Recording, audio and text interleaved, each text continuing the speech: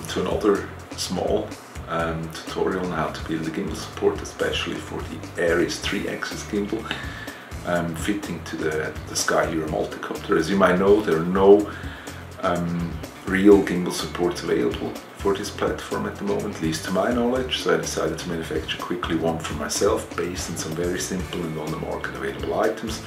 Of course, you'll find a list of all the items needed to rebuild this in the description of the video. So what you're about to see now are the first tests that I did with my own built gimbal support, and you can see clearly that this is not working good at all. The footage at time has been recorded with a Canon SX260. I later changed to a Sony NEX5, which also provides some optical stabilization built into the lens. And after the first test, I've broken down the problems into three main areas, which are: first, prop were not balanced, and some of them were severely out of balance, which surprised me a bit because they came like this from the manufacturer. Second, the Canon SX260 is not really a camera that you can use for video on a multi-rotor without making some adjustments on the eyes and shutter speed and all that stuff. So also in general, cameras with retractable lenses built in are generally not the way to go, since the tolerances for enabling them to move the lens out are just too big, and you will see the vibrations having an effect on the video. Thirdly, I made some mistakes in the beginning, so the Arris Gimbal was not really free moving, and I needed to correct that with cutting some parts out. And you will see that clearly in the pictures.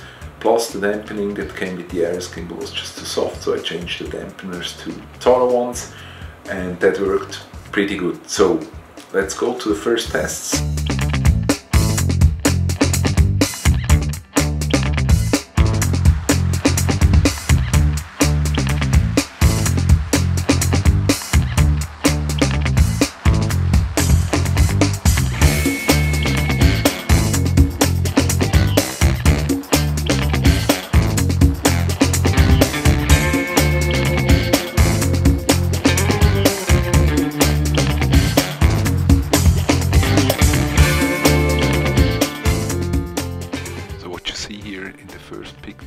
Is that I needed to buy two tubes which have roughly 11 millimeters in diameter to support the upper and the lower part.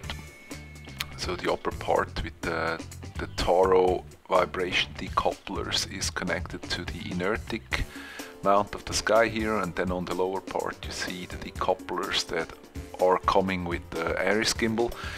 You also see on the left side the new Toro dampeners, which are in blue. And if you go to the second picture, you can see clearly that I needed to cut out a piece of the upper plate of the Arris to allow very free movement of the Toro dampers. Obviously the vibration will be transferred if there is a plate underneath the Toro dampeners, and that needed to be avoided. What you also see in the picture, just by the way, is the IR remote control for the Sony NEX5. Pretty standard, just do a search for it and you'll find it in some stores, and you can control remotely switching video on and off from your transmitter. Then for the Toro dampeners, I just simply drilled some holes into the inertic plate of the Sky Hero, so I can mount them. Then on the fourth picture, you see that there's also free movement between the upper and the lower plate. And then last but not least, you see that I used on each edge of the Arris 2 dampeners, hard ones from Toro. So this really provides maximum decoupling from the vibrations, and that's more or less it. So let's have quickly look at what the result is with that modification.